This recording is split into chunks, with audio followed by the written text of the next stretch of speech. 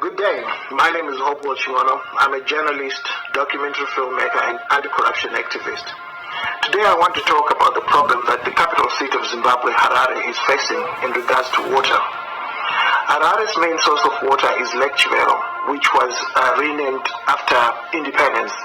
It was built in 1952 as Lake Makulwen, and it was meant to service a population of 161,000 people in Harare. Today, it services a population of over 3 million people in Harare, Chitungwiza, Rua, and Epworth.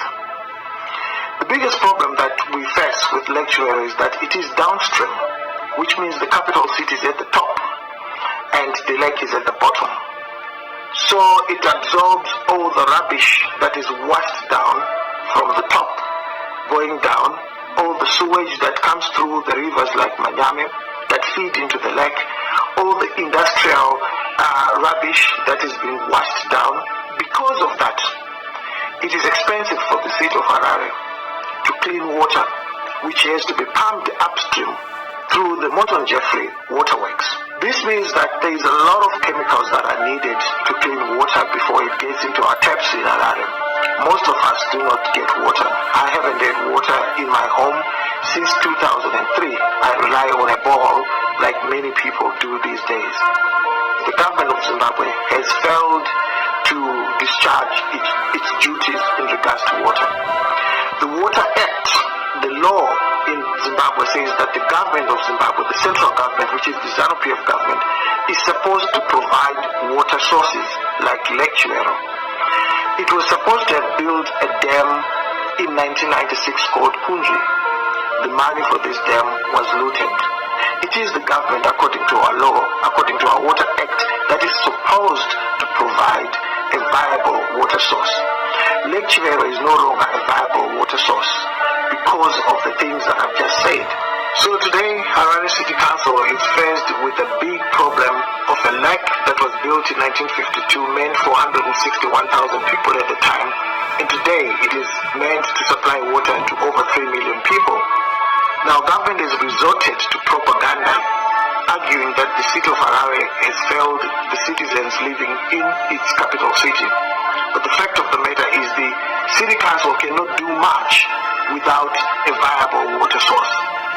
The good thing about having Kunji Dam is that Kunji Dam is upstream.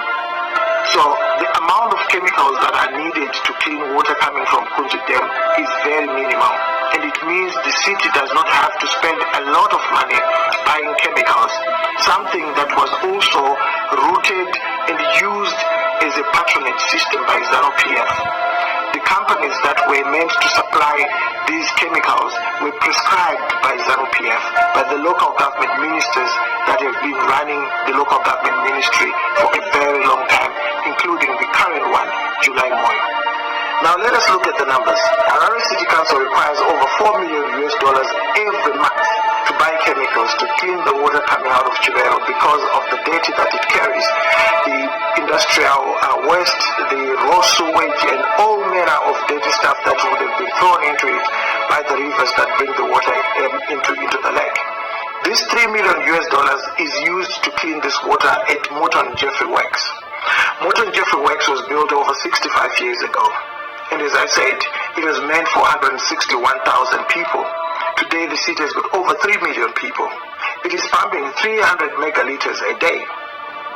The system is meant to pump 200 megaliters a day, which means that it's being overloaded by over 44%. Now the reason why people in Harare do not have water in their homes is very political. I've explained that the city spends over $4 million a month to clean the water coming from Lake Chivero. It would have spent less if the water was coming from Kunji Dam, which the government has failed to build for over 43 years, although it was on the plan of the colonials when we got our independence. The reason why we do not have water is because a lot of ZANU-PF political elites have made a lot of money through supplying chemicals meant to clean water from Lake Chivero. Local government ministry controls all city councils. It tells them where to buy the chemicals, and invariably most of the people that are supplying these chemicals have got direct links to the ruling party, ZANU-PF. The problem is not only about the links that they have to ZANU-PF. The main problem is that they inflate the prices for these chemicals. Let's look at what happened in Jeffrey Motorworks. Current local government minister July Moyo instructed the Harare City Council that it would buy the new pumps for Jeffrey Motorworks from his friend Paul Kruger. The pumps that were supplied ordinarily would have cost $2 million. Paul Kruger billed $10 million, which means that $8 million was looted. This is money that would have been used for other things by the city council, but it was not able to do that. The money was looted. The same local government minister, July Moyo, ordered Victoria Falls Council to buy pumps for $3.5 million from Paul Kruger, his friend again, pumps that would have been bought for $1.2 to $1.5 million. So this is what I mean when I say that the water crisis in Zimbabwe is political. There is a battle of sorts. ZANU-PF wants to use the water system to loot public funds, whilst the opposition is not able to buy things where they are cheap, where they are fairly priced, because it is no control at all. Now, we've talked about the problems. We now need to talk about the solutions. The first solution is for the government of Zimbabwe to adhere to the Constitution, the Water Act. It must build Kunji Dam. As I said earlier, Kunji Dam will make it much easier for the Harare City Council not to spend a lot of money, because the water will be coming from upstream. There is less pollution in water coming from upstream than water coming from downstream.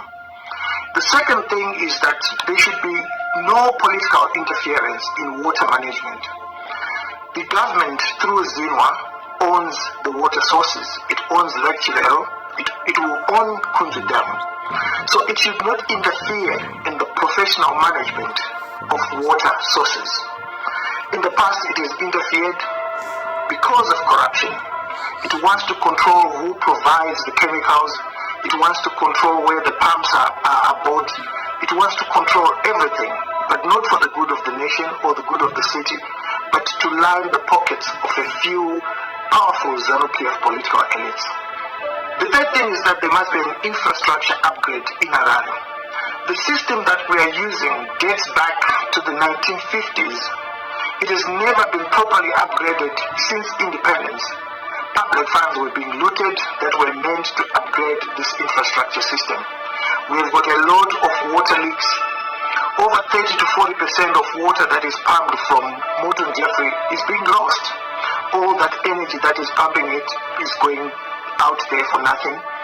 The money that would have used to clean the water going down the drain. So we need to fix that problem of infrastructure upgrades. Finally, we need to look at the economy. It doesn't make sense for Harare City to spend 50 cents on a cubic meter of water and then the consumer pays 5 cents. We are paying for our water in other TGS, and yet the chemicals are being bought in US dollars. The government then turns around and blames the city council, and yet it is the same government that has messed up the economy. It does not allow Harare City Council to charge its water in US dollars, and yet it expects Harare City Council to pay for chemicals in US dollars. That is not sustainable. The opposition party, Triple C, that runs councils across the country needs to articulate these issues properly to the citizens so that they understand them. A lot of our citizens don't even understand who is responsible for providing with them.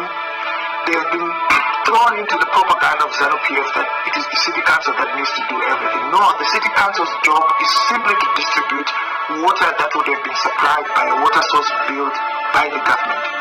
So our government needs to fix the economy so that people can pay for their water on a fair rate, and that the city council can then take that money and go and buy whatever is needed for our water to continuously flow in our taps, something that has not happened for decades. I hope you can share this video so that others can also learn on the basic issues of water and learn about what needs to be done. Good day. So this is the voice of Hopewell Chin'ono, one of the best journalists, not only in Zimbabwe, but in the world. He's an award-winning international journalist. He's a filmmaker, a two-time African Journalist of the Year, and also Africa Leadership Fellow, Nien Fellow. But va address the issue about nyaya yemvura, especially in Zimbabwe. There are areas that has gone for more than 10 years. We can talk of areas like Chitungwisa and a lot of other areas in Zimbabwe. They rely on bore water. This is 2023, as I said, Kumashure. 2023, we can't have problems of running water. Basic things like running water, refuse collection, sewer and stuff. We can't have those problems in 2023. This is the 21st century, and we are still having problems like that. So, Hopewell Chin'ono is an investigative journalist. Vataura about how resources are being misused or how resources are being looted by top political elites. City council then blame your vazoendeswa ku-opposition kunze haisi kukwanisa kupa vanhu mvura. Guys, in the comment section chimbotudza kuti munofunga kuti kudii, and please don't leave musina kusubscribe to our YouTube channel. Vativo, please share with as many people as you can. Saka ndangotorawo mbva ndashare ndangotora mbva ndashare, saka uchatorawo share yavo. Toda kuona miono yevanhu nekuti vanhu vazive zvinhu zviri kuitika, because one of the things that I realized in Zimbabwe, vanhu vanofeedwa information isiriyo. Pakupera kwezuva vofunga kuti ndo zvinhu zviri kuitika, yet zviri kuitika zvacho hasiro zvavanoratidzwa.